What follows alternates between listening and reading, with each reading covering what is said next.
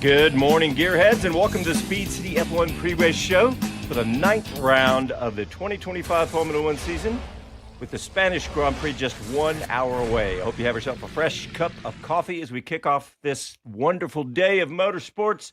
This is Jon Massengale. I'm the gentleman driver of the team, if you will. But not to worry, I'm joined by the professionals, starting with my friend across the table from me here in Austin, Texas. I don't have a license.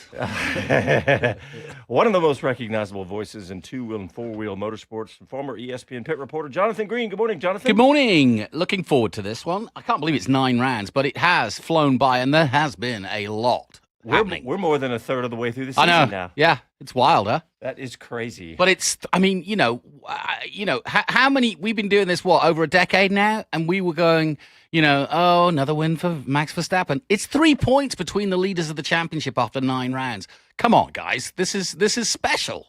Yes, and I want to introduce the other voice you're going to be hearing, the man who needs no introduction to American Formula One fans, America's legendary voice of motorsport, Bob Varsha, joining us from a boat somewhere, Bob. Good afternoon. How are you, sir?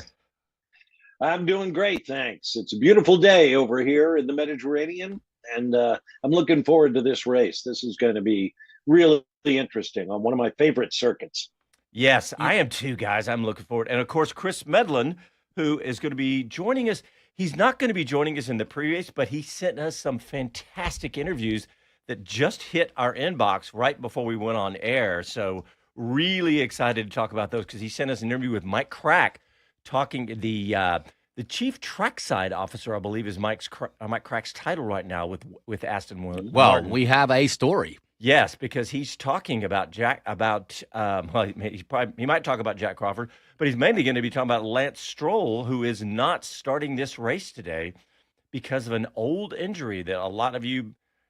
Well, I'm trying to remember. Was it a mountain bike? Yes. Okay. In fact, they talk about that. And in fact, honestly, that's probably a great place for us to start. All right. Casey, if you've got that one ready, I don't see any reason why we would start with that one because He's out. This is the story of the beginning of this race for sure, because it's not every day that you don't have a second car starting for a team. And of course, what were you going to say, Greenie? Well, I was just going to say what we discovered last night. We thought we were aficionados, or at least up on the rules, but we weren't. He cannot be replaced. That's right, because he's qualified. Well, and also there's the super license points issue that we're going to hear about too. Oh, yeah, good point. Yeah, neither one of us, when we were talking yesterday, I know. That's like we were all giddy that. Let's see Drogovic. Let's see Jack Crawford. No. All right. So, all right. Casey said that interview is ready. So let's hear with Chris Medland, who's interviewing Mike Crack from Aston Martin.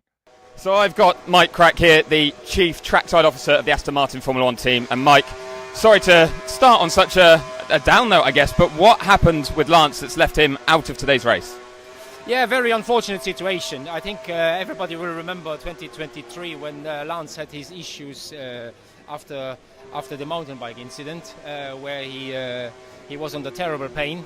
He had a procedure done at the time, and over the last weeks he was not complaining, but he was always mentioning pain, and it didn't go away. It get worse and worse and worse. And obviously, Lance being a racer, he probably was under much more pain than he was really telling us or telling his medical team. So yesterday we came to a point where at one point it was getting too much. He had further examinations. That's why he was also not at the track anymore very quickly. He went to have further checks done.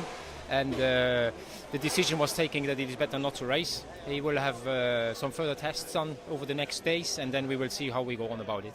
So it wasn't just one moment yesterday, it was kind of like an accumulation of pain for him.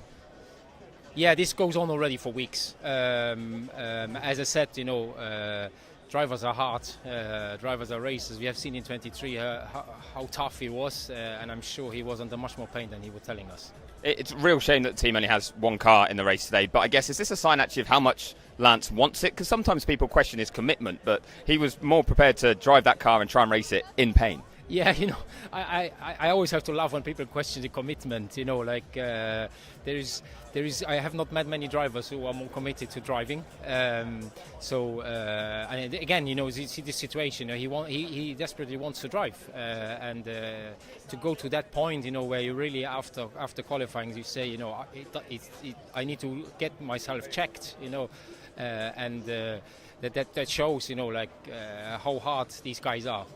Is there any idea longer term? The next race is in North America, that's why I have to ask. But longer term, do you know the prognosis at this point, or is it too soon to say when he might be able to get back in the car?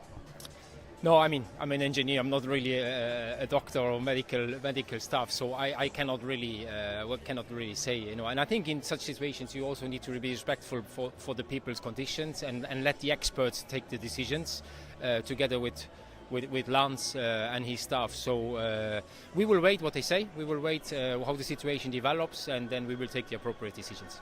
Well, you've got some big decisions to make, though, today. On track, you've got Fernando Alonso starting in the top 10 at his home Grand Prix with a packed house wanting him to do well.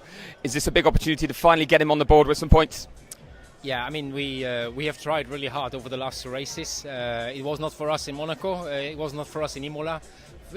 For various circumstances, yeah. So we'll try again. We start from the points position. It's only P10, obviously, but it's a tough race here. You have to manage your tires. It's going to be extremely hot.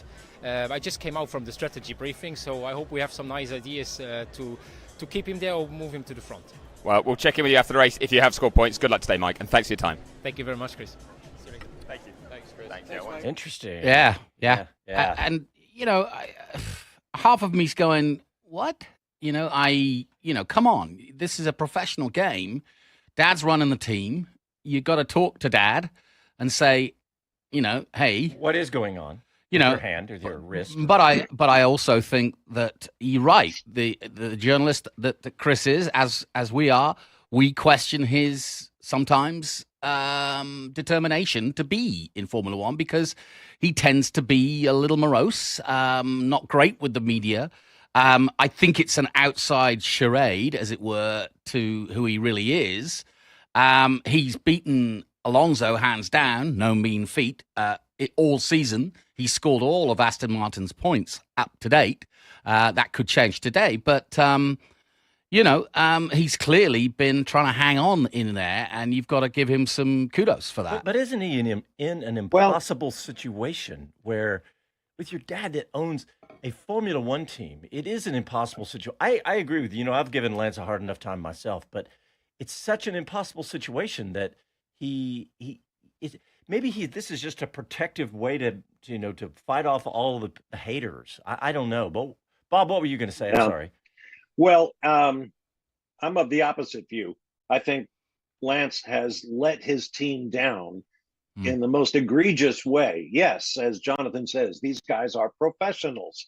That means you have a responsibility to give your utmost. And if, as Mike Crack says, Lance has been hurting for this long and not told anybody about it so that they could get, whether it's Jack Crawford or Felipe Drugovich, or get somebody ready, put him in a practice session, let him qualify the car. I just think he has really let the team down by not letting them know until it was too late that I can't drive the car. Yeah, that's a really good point, Bob. I don't know if something happened, yesterday to trigger it. Yeah, did he, did the steering wheel kick back or something? But that is a really good point. You are letting the team down if you just all of a sudden. And so's his physio. He's got there's an Aston Martin physio that probably looks after either. I think they probably have separate physios. But point is, he should have said, man, look, I'm not doing my job properly unless we let the team know. At least Mike Crack. Forget Dad. He's probably running around the world. And actually, it doesn't matter what, But Dad we don't know the whole story No, yet. we don't. But that is a very understandable viewpoint because it's actually probably the most likely one. Yeah. But we shall see. I think the closer to the truth is that he actually does feel that pressure from both the outside and probably from the inside in that, things are changing quickly at Aston Martin, and he knows that he's the first one that will be questioned if he's not scoring the points, if he's not cutting it. Dad, I've said this all along, Dad is a businessman. And while he's got his son to Formula One, I watched the whole process happen. And on the way to Formula One, he won every championship he entered. So let's not take that away from him. He is a very remarkable driver in a lot of ways. He's just not shone as we would have hoped he would have done. But as me and Bob have been mantering on about, they have not had a car to give him or Alonso that is worthy of their capabilities. Well, let's get Chris Medland's take on this because he just joined us. I heard his microphone light up out there in Barcelona. So, Mr. Medland, we just played the clip that you got with Mike Crack. Yeah, well done. We were just talking about Lance, and we were talking about, one viewpoint is that Bob was saying that he let his team down by not letting everybody know, and I'm actually, yes, I'm defending Lance Stroll a little bit because we don't know the whole story at this point. Yeah, it was interesting. I did get the impression that the team were caught out a little bit. I also interviewed Mike Crack for F1 TV, where he kind of had said, this is, it was after quali we found out, and it did seem like they just weren't aware that it was something so serious. So I was surprised to hear that.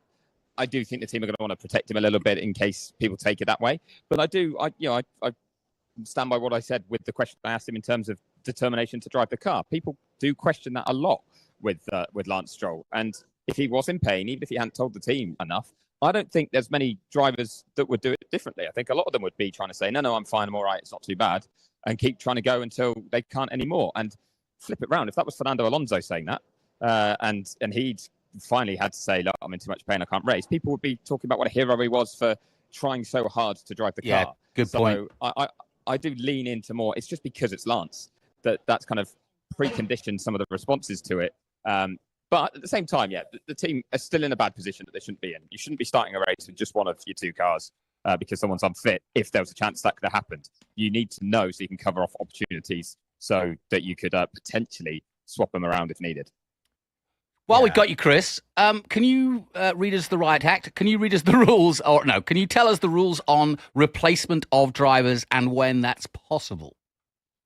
Yes, so you're allowed to replace a driver up until basically the start of qualifying. So no driver needs to have taken part in any of the practice sessions because qualifying counts as qualifying practice. But they do need to qualify the car because that is showing in qualifying you have the rules about how quick you need to be. You have the 107% rule. So you have to show that in that car you are capable of being competitive enough to not be a danger. So, I mean, this is Formula One. You don't expect that anymore, but in the past that used to be an issue. And still moving forward, it could be with someone who had enough money if they had the super license points. So, you could put in someone for qualifying. I think the last time it happened that way round, I'm trying to remember off the top of my head if I'm correct here, I think Nico Hülkenberg had to do it during the COVID years for Aston Martin in place of Lance Stroll. But I do remember as well, Paul di Resta did it for Felipe Massa, I believe it was, at Williams in the Hungary. It must have been like 2017, something like that. Very strange opportunity for him, but he had to just jump in for quali. So he did all right, didn't he, runs actually? In Q1. Yeah, those 3 runs in Q1 were just to be quick enough to be in the race, but also just to learn a bit about the car before the race. So that's as late as it can go, which is part of me thinks it's a shame. If someone did FP1 and showed they were strong in FP1, then didn't qualify, I'd like to see them get in the car and race. I think Formula One should be doing that to allow more cars to race. That car should obviously go to the back of the grid or the pit lane as part of that change, but it should still be there racing, in my opinion. People have paid to see 20 cars going out on track. I think we should give them every opportunity to see that. One more question. Where does that leave Aston Martin, Mike Crack, and the team? Because we don't know what the recovery will be. I know that if you push, because he's having a procedure, so he's having it sorted, but it takes time. And I know no doctor in the world. I mean, this isn't MotoGP where in other words, what have asked? It's 2 weeks away from Canada. What are their choices? So right now, one's saying it's not MotoGP, but it's actually the MotoGP doctor, as far as I'm aware. Yes, I think it is. Yeah. Procedures and operations, and again is who they would have been looking to, I think, or getting advice from.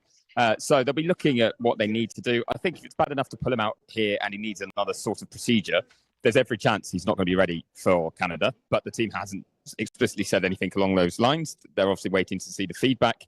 But the most likely change would be to put Felipe Drugovich in the car, who is their reserve driver. I believe he contractually is meant to go in if needed, but he's meant to be racing at Le Mans, so he needs a quick decision. And if that can't be made, then maybe they turn their attentions to someone else. Stoffel Van Dorn apparently may have let his super license lapse, but also is racing at Le Mans. So I believe someone like Valtteri Bottas could be in the frame as well if needed. So there's a few different potential ones there. And Jack so I think it's Crawford a good story for us to cover over the next few days. Well, we got Jack Crawford cannot, sadly. There's an interview with him coming when I do say, sadly, he doesn't have a super license. Yeah. So wow, that's a major story. The two reserves are supposed to be racing the same weekend at Le Mans. Yeah. Well, hey, Chris, I know you got to run, buddy. I appreciate you getting these interviews. Yes, thank you. And we'll talk to you in the post-race show. He was already gone. Yeah, he was already gone. Off he goes. That's right. Bob, cloud of dust. I kind of hogged that a bit, but I would like your feedback on what you just heard. Well, as I said, I think if, as Mike Crack says, that this has been going on for weeks and weeks and weeks, and Lance just didn't tell anybody, I think that's a tremendous professional mistake. He owes it to the team to let them know that it's just like a totally healthy guy going out and say, I can drive. If he hasn't kept up his fitness, or if there are other things going on in his life or whatever, you're a team. You have to let everybody else know. Lance should know as well as anybody that if he goes through qualifying, they're not going to be able to put someone else in the car. So, he needs to let the team know that we need a plan B, because my wrist has been bothering me for weeks now, and I'm not sure I can go. Maybe he thought he'd get through this weekend and then have the procedure, or go to his home race and then have the procedure. I don't know. But I think it's a terribly irresponsible thing for Lance Stroll not to tell the team they had a potentially disqualifying injury. Yeah, the more you talk, the more I'm eating it. Yeah, it's not a pickup game, down at the high school. This is millions of dollars on the line. No, it's true. Yeah, all right, guys, we got it. Chris said people are expecting 20 cars. Yeah. All right, we got to get a break in. You're listening to Speed City F1. Back after these messages. All right, we're still live on YouTube. Let's check in with the team here. Except YouTube they are a team, aren't they? Really? YouTube is not letting me look at the chat. I'm having to reopen it. All right, I got it. Casey's got. Good morning from Paul Vellum. Oh, morning, Paul. Veltum. Hey, Paulie. Yeah, Paulie is the producer of the streaming shows for the Champ Car series. Oh, wow. Welcome, sir. Yeah. Yeah, Paul knows what he's looking at. Todd Dauber says, good morning here in Kansas. Maybe Stroll's announcement will pave the way to his retirement from F1. Seems rather odd that his arm problems will reoccur 2 years later. Yeah, again, we just don't know the whole story yet. I'll let the man from Thailand, I'll let you read his comments. Too much spanking the monkey. So, let's move on. We're moving on. Okay. It's a Thai thing. That's a Thai thing. Todd is saying, I really enjoy everyone's take on Lance Stroll. This isn't a very, we just don't know the whole story, but it's a very interesting thing in Formula One right now with his dad being the owner of the team. So Mike Bowles is here. He's given us the it's been flags. Listen, it's been controversial since his early days in F3. Absolutely. I mean, the stories of him buying Mercedes engines and literally not, putting him on a pedestal, giving him every opportunity to get there. Hey, Bob, I appreciate you your sponsorship efforts this morning as well with your T-shirt for WinStar Cruises. I'm assuming yours. Can I do that? You can do that all you want, and because we're going to send it to him afterwards and say, hey, look at the massive audience that was by all means. watching on YouTube. I just hope you're collecting all your receipts for fuel and meals. Yeah, it's a write-off. I have not seen the budget for where are we going? Yeah. Go ahead, Bob. Let me tell you this. There's upstairs in the lounge, which is like the performing showroom on the ship. I wanted to put it up on the big screen. Oh yeah. That would be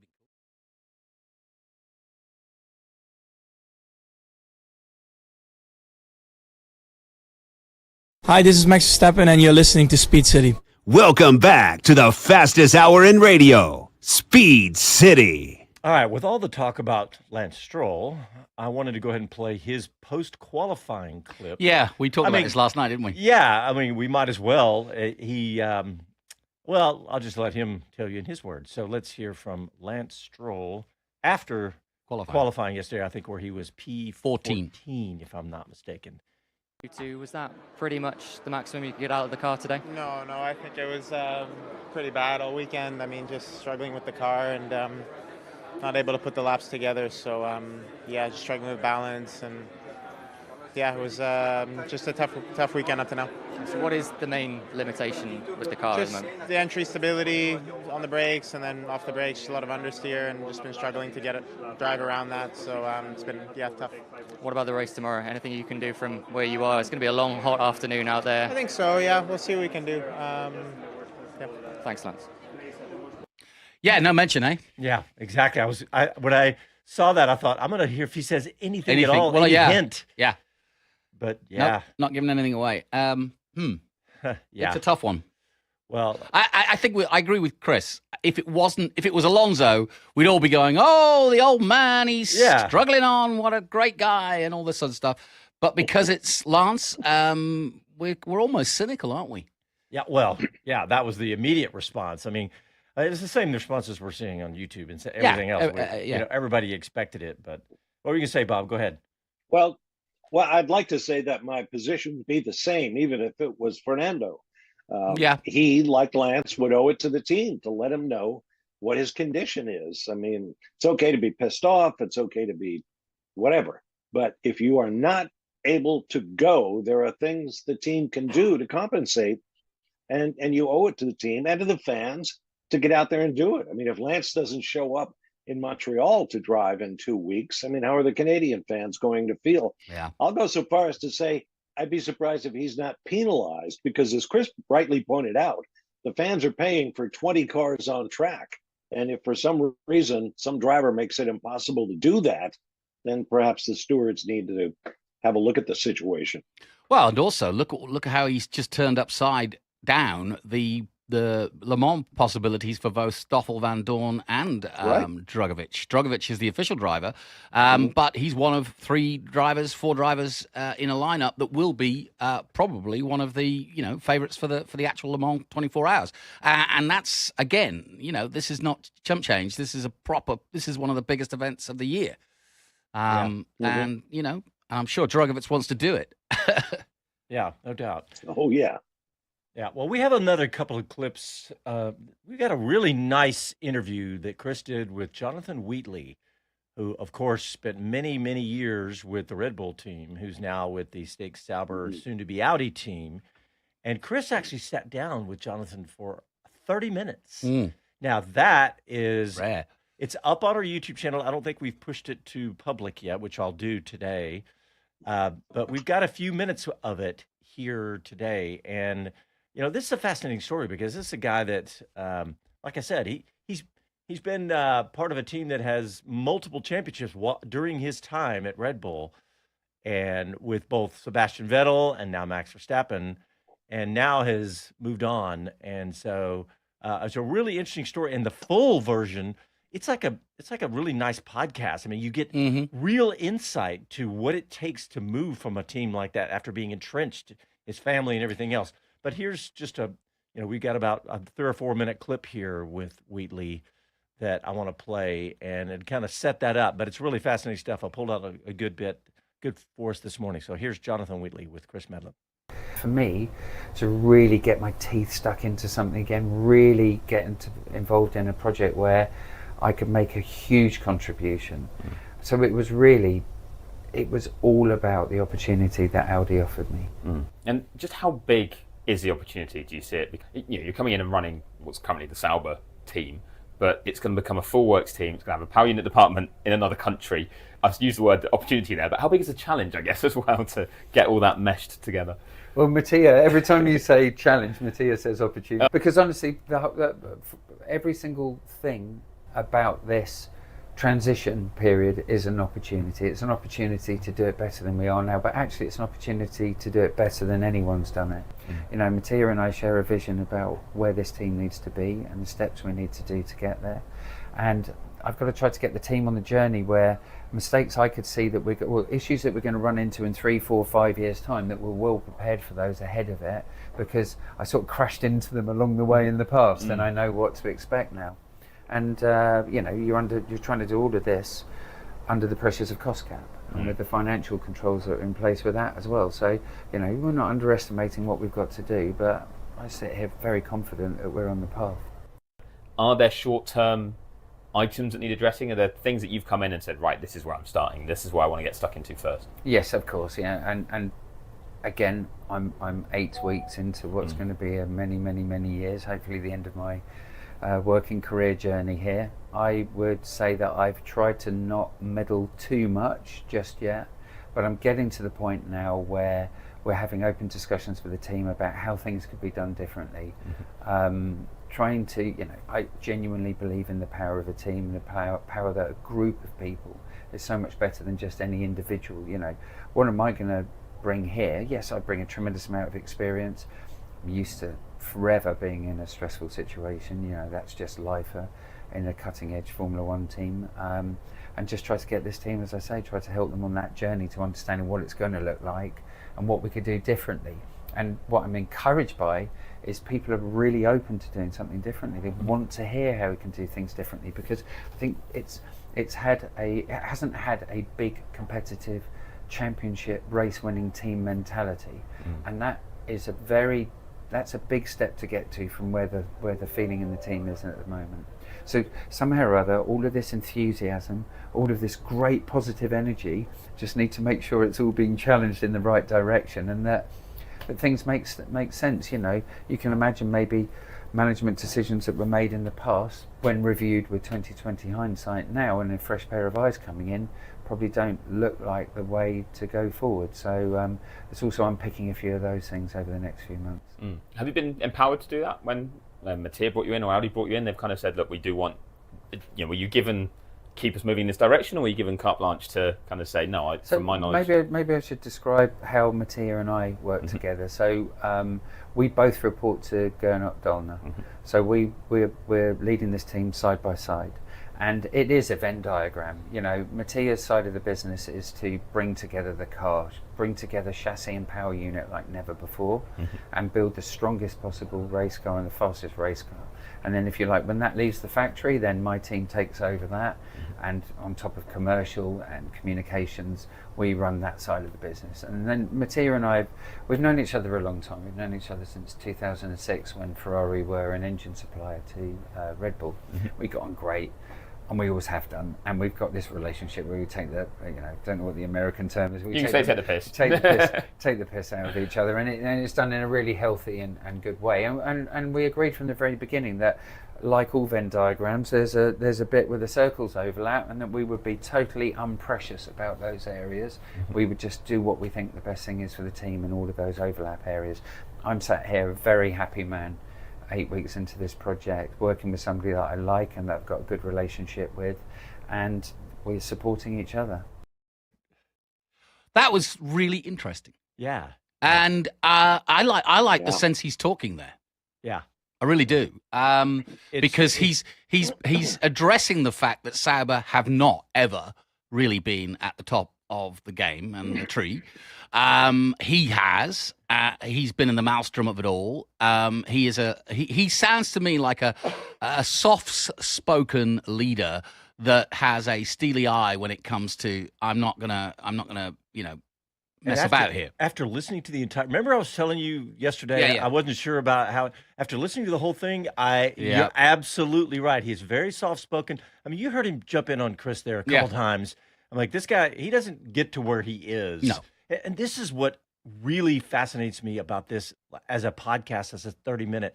These are people at the highest level of whatever it is, and it reminds me of listening to anybody that has reached the pinnacle of their career. Yep.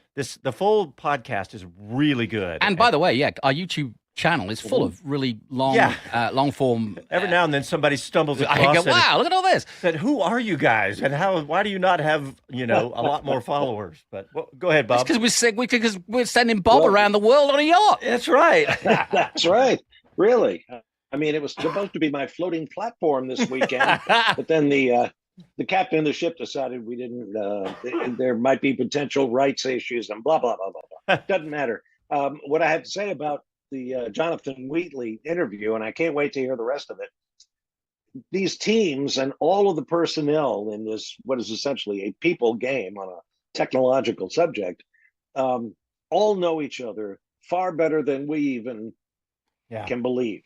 Yeah. Peter Sauber's been around for decades. He started his team way back when, before all the name changes and sales and resales and what have you.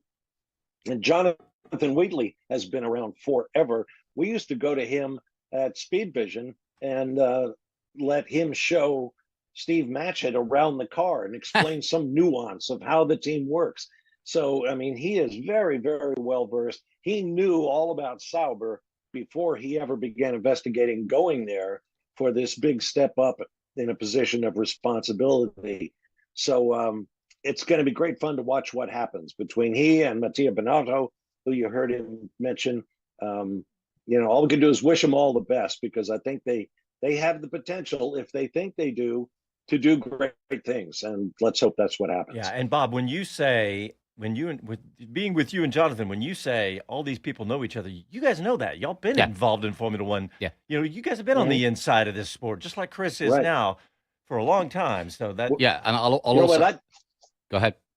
I'd like to know, and maybe Chris asked this, how many resumes have you seen from people who want to be associated with Sauber going forward when it becomes the Audi factory squad? Yeah, good point. Yeah, and I was going to say, and if you are just a Formula One fan out there and you don't know what Audi can bring, just have a look at the history of the World Endurance Championship, and you will see that they dominated for a decade.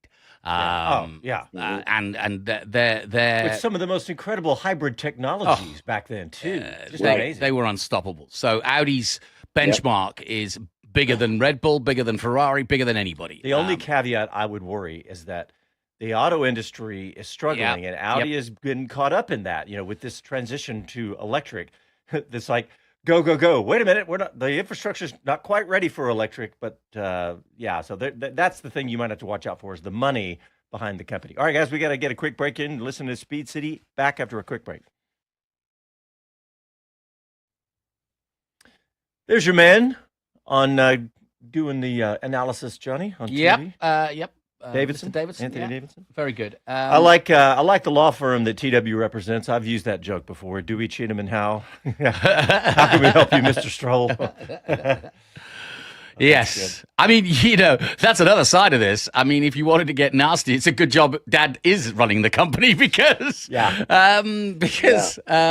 could have had some ramifications were you not associated as closely as he is. Oh, I'm looking forward to this next interview that Chris did, because he sat down with my new favorite team principal, James Vowles. Ah, yes. Really good.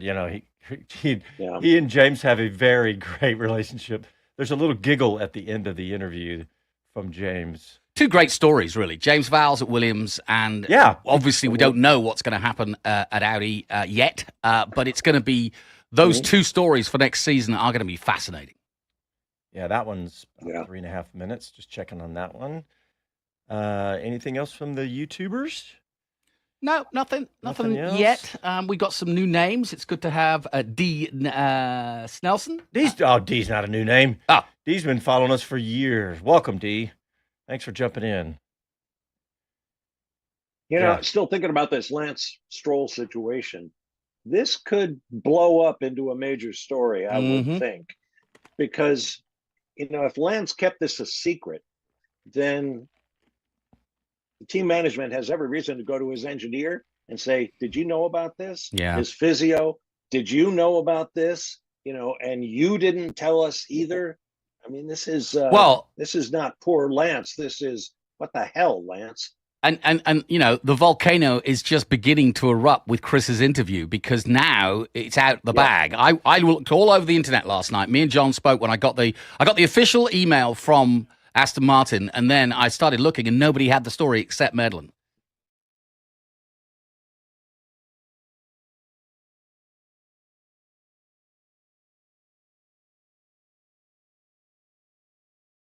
I'm George Russell, and you're listening to Speed City.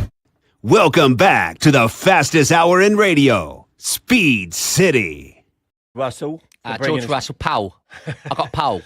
So we were talking in the break. We were still continuing to talk about Lance Stroll. And Mike Crack, what did he say? He said, I'm no physician, but I think I'm losing my patience with. No, he didn't say that. But crack's the right word because things are creaky at the moment. Because the more I think about it, the more ramifications, I'll use that word, could happen from this. This could really snowball. Bob was just saying in the break, this could absolutely snowball because we don't know how long it's going to take. You know, because a corrective surgery can be longer to recover from than the original surgery. Yeah, so he could be out for multiple races. But right now, they don't have a driver to replace him. Full stop. And just to be clear, I don't know of any upcoming surgery. I'm just speculating that this is. No, they said he's going to have a procedure. Yeah. Oh, they did. Yes, sure. yeah, okay. That's a fact. He's either re-breaking it, whatever they're doing, resetting it. He's got some pins in there. They'll either take them out or whatever. Well, that makes sense. Go ahead, Bob.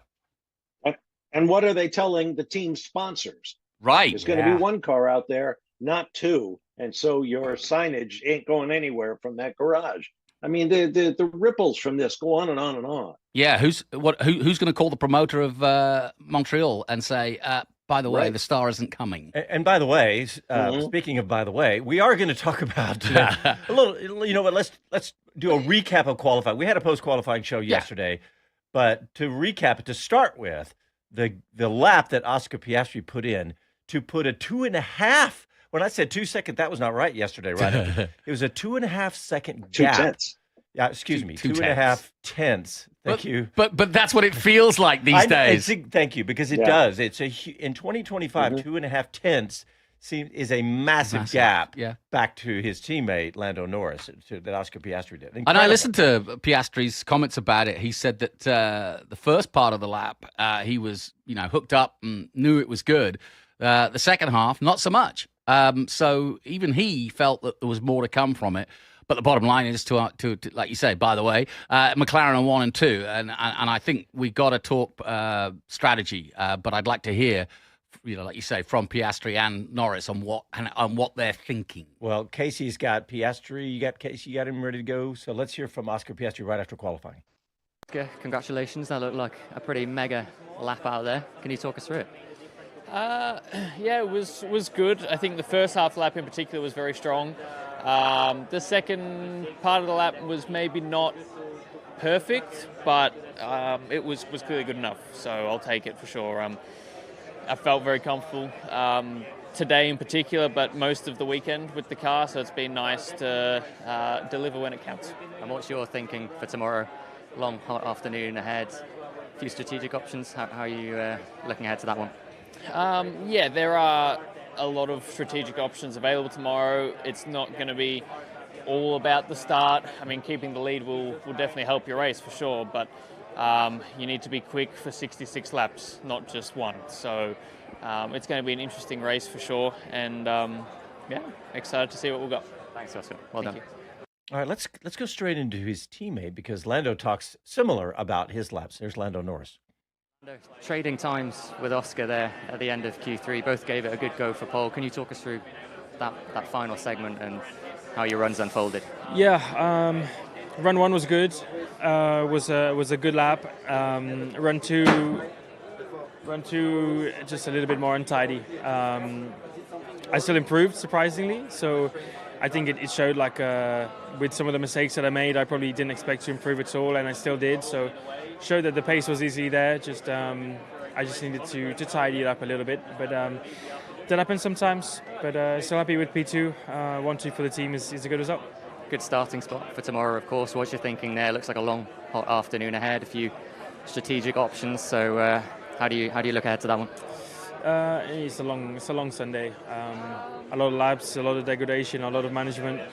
And the long run down to turn 1, so opportunities for us, but I mean also for other people. I don't expect an easy fight without Red Bull and with the Ferraris. So I expect a tough Sunday, but excited for it. Thanks, Lando. Yeah, basically they were kind of saying when you were saying that. I was like, let's go straight into these guys. Yeah, and interestingly, Lando was up on the first sector, so he said a bit of tidying up, and obviously he's kind of half admitting that he let it go. How lucky is McLaren? Not lucky. That's because it's not lucky. But how amazing is it for them to have these two drivers who are so as quick as anybody, almost maybe not Max, but and to have them just so exactly the same as far as capabilities of what it feels like. Yeah, and given where they have come from in the last few years, and also those of us who have been around it for so long have seen McLaren dominate. But this is different, and I keep saying, I keep hinting at Prost Senna and Hamilton Rosberg, and this rivalry, etc. I do actually think, and actually Zach Brown was interviewed on Sky just a few moments ago, saying, look, they are going to come together. It's inevitable. And there is going to be an incident. And he goes, and it won't be perhaps as exciting as you all predict. And he's right. Because it won't be like Rosberg and Hamilton. No, I don't think it will be, because I this really track in what year? yeah, exactly. But I really do think that yes, it'll get a little tasty, and it's bound to. They both want it bad. But I do think that they are both level-headed guys with a lot of respect for both each other and the sport they're in and the position they're in, because whoever scoos the pooch, as that were, or whoever messes this up, McLaren aren't going to be planning on not remaining at the top of their game for the next few years. You want to be sticking around. Yeah. Well, to get us ready for the rest of the grid, we have Mr. Bob Varsha on a boat ready to give us the Varsha grid. And the boat has nothing to do with it, but we're having a great time here on One Star. Okay, starting grid. Row 1, on pole, Oscar Piastri from McLaren. As you've heard, the championship leader, his 4th career pole, and they've all come in the 9 races this season, and by a substantial margin. 0.2 of a second, and he's also out-qualified teammate Lando Norris 4-2 thus far in 2025. No, that can't be right. Can't be 4-2. It must be 6-2, maybe. Anyway, I think I'm looking at the wrong scoring column. P2 is the aforementioned Lando Norris of McLaren, coming off a huge win last Sunday in Monaco, where he closed down Piastri's points lead to just 3.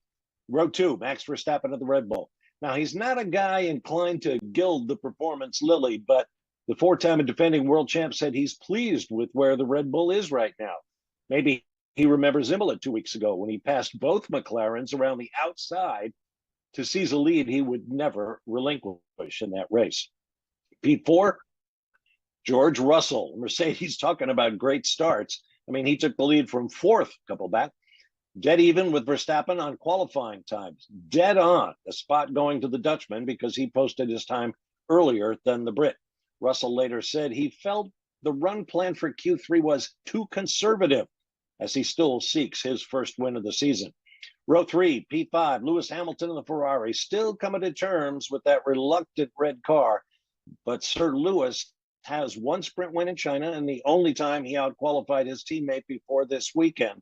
Both were disqualified that same weekend in Shanghai for excessive plank wear. P6, Kimi Antonelli in the Mercedes, starting alongside the legend he replaced in the Silver Arrows. The 18-year-old's coming off a brutal 18th place finish in Monaco, one of 3 non-scoring races to date for him. Row 4, P7, Charles Leclerc in the other Ferrari. A curious move, the Ferrari team leader took full responsibility for not going out for a second push lap in Q3. He's planning to conserve his tires, and the current thinking is the team wants a fresh set of softs for the fight today. So expect him to be very aggressive. P8, Pierre Gasly in the Alpine, a top 10 starter for the 5th time in 9 races after strong Friday practice times, followed by a flop on Saturday morning in FP3. He crashed out a week ago in Monaco. Which Pierre will we see today? Row 5, Isaac Hadjar for Racing Bulls, also starting in the first 5 rows for the 5th time. But Hadjar ranked 10th in points to Gasly's 14th, 8 points further back. P10, Fernando Alonso in the Aston Martin, the unquestioned crowd darling on home soil.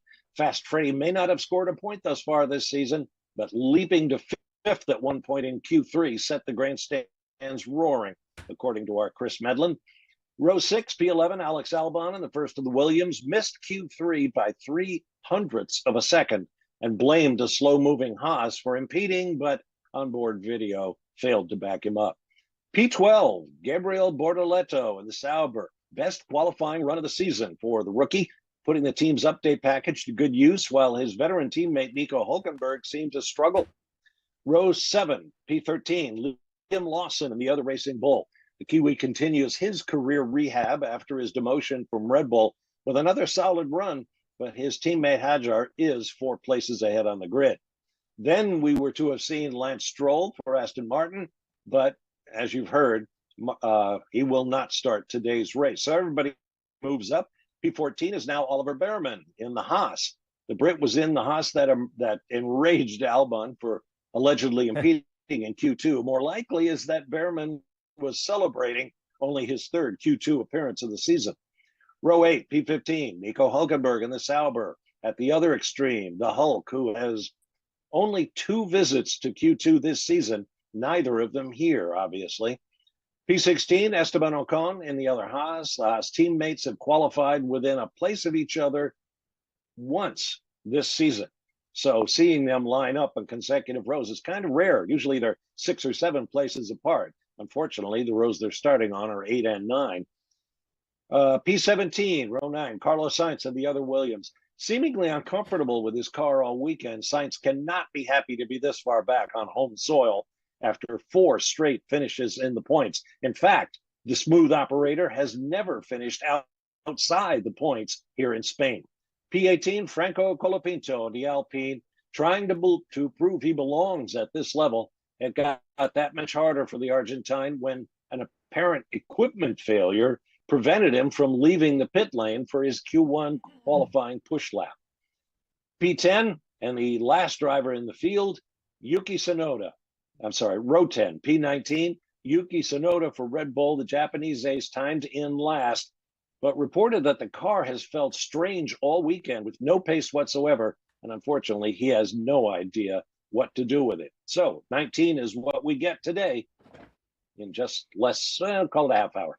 Yeah, all right. Thank you, Mr. Varsha. And we're going to go straight to a break. And when we come back, we'll be about 10 minutes from the start of the race. Back after this.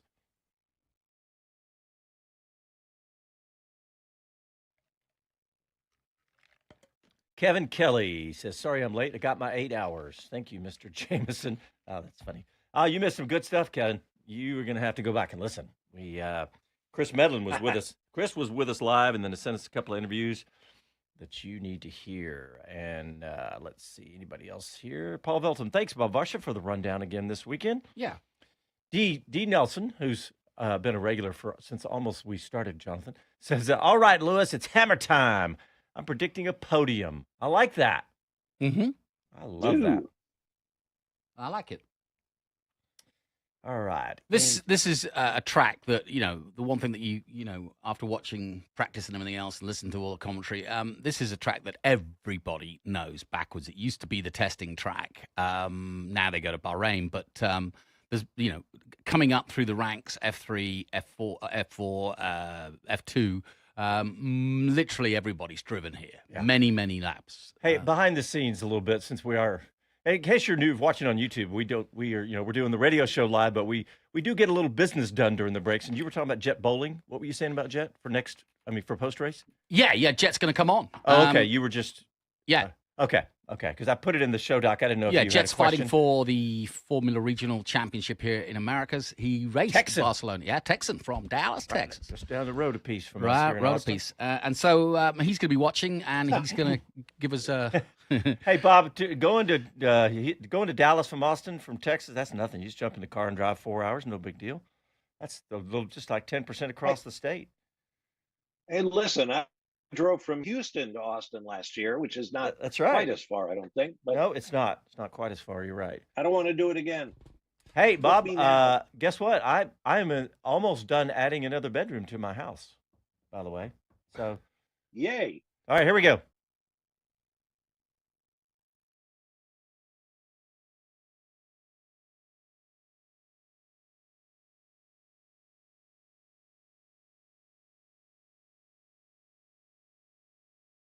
Hi, this is Karun Chandok, and you're listening to Speed City. Welcome back to the fastest hour in radio, Speed City. Karun Chandok is a buddy of yours. He I think is. you got him started in broadcast, didn't you? I did. When he was racing in Formula BMW, he used to come and commentate with me. But super guy, I know his dad as well, who was also very high up in motorsport. Did you get him into the business just the same way we always do? Is we drag a driver in and then we go, holy mackerel, they're good. I've actually got a better story than that. I actually met him when he was just 10 years old. He was wearing What? He was, and I was in India doing Formula 3, and he was wearing a Kevin Schwantz shirt. Oh, well, no wonder. And I was like, where'd you get that? And how'd you know about him? Sort of thing. And no wonder he loves you. He stood around in our booth in Austin one F1 weekend. I mean, waiting for you to get off the air for like 15 minutes. I was He's a good boy. And he was already on F1 TV at that time. So, all right. Well, hey Do you guys. speak Hindi, JG? No, I do not. Hey, we have a great interview with James Vowles, the Williams team principal that Chris Medland did shortly, probably about an hour ago. So let's go straight into it. James Vowles, we're back in your office, your little haven here in the Circuit de Barcelona Catalunya paddock, and we've got the high-tech mic out again to preview today's Spanish Grand Prix. Looks like it's been a tough weekend for Williams so far. Why is that? So, across the last few years here, we've never had a great result. Last year, we were, I think, dead last, and worse than that, lapped by rivals that we could out-qualify at most other circuits.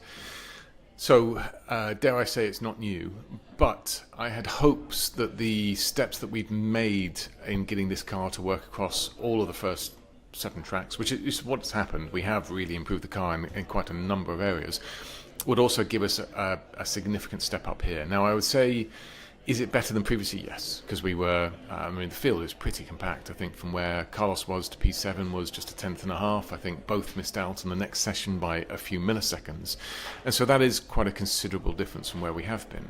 But are we at the same level of performance that we normally would enjoy? No, not at all. Why is it? Exactly to your question. So it might not seem this way, but there's some characteristics of this track that are quite different from most others on the calendar.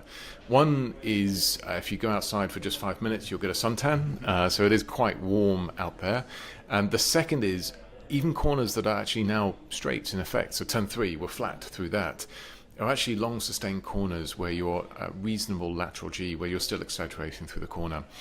And that makes up something of a difference to most other tracks. A lot of other tracks, the corners are short in duration, and the significance of that is we know that there's an element of this car, we've highlighted it, where certainly these long sustained corners we lose out as a function of things, even more exaggerated when the tyres are hot, because it makes the tyres hot as well at the same time. So I think both of those weaknesses, which are known in the car, they're things that we're obviously working to stamp out, but they come to fruition here.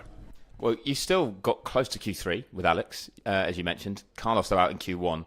What's that outlook then for today's race, given the fact, as you say, it's very hot out there and it's not going to be fun on tyres? I may regret these words, but surprisingly, it's not that we're worse in a race trim than we are in a qualifying trim. There's a number of reasons behind that, but I don't think we're out of position with Alex. I think we are with Carlos. I think he has a little bit more potential on that, but the spread of the grid now is a matter of tenths, and that's it between where Alex is to where Carlos is. So at a track like Barcelona, not enough to overtake, but enough that we can perhaps try something in the race in order to be a bit different. So my goal coming into the weekend was one car in Q3. We didn't achieve that. The goal this weekend is to walk away with points with one car, and I think we have the potential to achieve that. Is it tough, if I ask this question at a home Grand Prix for Carlos, but because of where Alex is starting, is that where almost more eggs in the basket need to go, or can you and you gamble with Carlos, or can you actually think that both cars could get into the frame? I think it's just more, so both cars can, and Carlos's race pace was strong on Friday, so I'm not worried about that. It's more that when you start where he is on the grid, and I think he can make a little bit up at the start of the race, but that offset already creates a natural 5-6 second worth of buffer, and at a track where it's hard to push the tyres, that makes it difficult to claw back at a late stage. We have a few thoughts, but they're thoughts at the moment. But both, I think, have an opportunity. We just need circumstance to fall one way or the other. Well, good luck today. I hope it goes well, and I'll be bothering you again after the race if it does, or if it really doesn't. Great. I love it. They do have a good relationship. They absolutely have a good That's relationship. hilarious. To pick up, just never heard them talk before.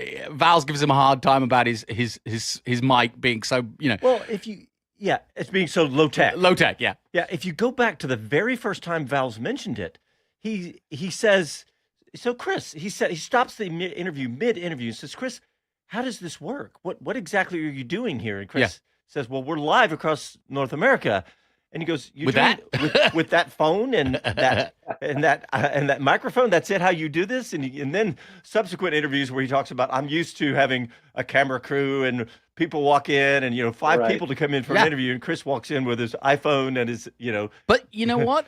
There's a lot to be said for getting an intimate interview these days, and to do it on a phone changes everything. You walk Yeah, in with 5 that's a people. really good You point. really put somebody on the spot. They start to feel self-conscious. What's great about this particular track is the first 3 corners are accessible for an overtake. It's a long run for turn 1, and then the climb up through 2 and 3 with a lot of room to make mistakes and be pushed off. But also remain on the tarmac before you get to the tighter part of the second part of the track. But it really does open the door, and that's why we mentioned the Rosberg crash. But that happened on the very first lap with his own teammates. So you're always anticipating something at the start. And having watched the F2 race and F3 race, it plays out. Yeah, and of course, Russell's starting from the same position this year. I know. And also, Alonso has done the same thing at this track. And of course, Verstappen's race simulation on Friday looked good enough to make him a factor if he can get off on Winner of the last race here. That's exactly right. So there's lots to be looking for there. And of course, Kevin Kelly mentioned it on YouTube, but Hamilton hunting for a podium. So I mean, the fact that Leclerc sacrificed his tire situation to start lower down will be interesting to see how that plays out as well. The battle for the points further down, but what else, Greeny? What is? Well, I'll steal from Kevin Kelly. You heard Val say it's hot, but he's just given us. Kevin's just given us the official 85 degrees ambient, 120 track. That is hot, folks. Yeah. Yep. It's not as hot as we're going to see in Austin. That's really today, but rough. That's hot. Yeah.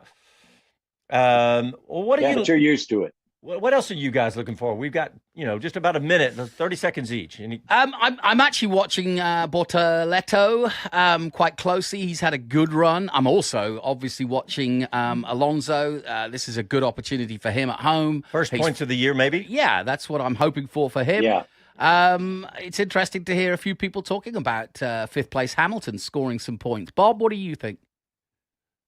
Well, I agree. I'm going to watch Fernando simply because you always watch Fernando, and his situation has become so tenuous getting those first points of the year. He's been so unlucky. Let's see if home soil makes a difference for him. Agreed on Bartoletto. Tire management's going to be everything. Who is going to be better at tire management? Put McLaren to one side. Russell for Mercedes, Verstappen for Red Bull. That could be the difference between them. If I'm picking the top 3, I'm going to say Piastri, Verstappen, Russell. Nice. And before we get to your picks, Jonathan, we have spent the entire show. We talked a lot yesterday, but we didn't talk about the front wing changes this weekend. And I don't know how much they're going to impact things, but maybe tire wear. We'll see how that goes. And I'm stealing Chris Medland's thoughts on that. Nothing much so far. His article on F1.com. But I'll give you my predictions while you're taking notes there, Greeny. I'm going to say I'll take last year, and I'm going to say Russell's going to do it again and hold on for the win, followed by Piastri and Norris. What about you, Greeny? I've gone Piastri, Verstappen, Hamilton. Okay. All right, guys. We appreciate you tuning in for the pre-race show, but stay right here for the race because the BBC will give you the play-by-play of that. But we'll be back after the race for our full 1-hour post-race show. Chris Medland will be with us. But thanks to Bob Varsha, Jonathan Green, this Jon Massengale. We'll talk to you after the race.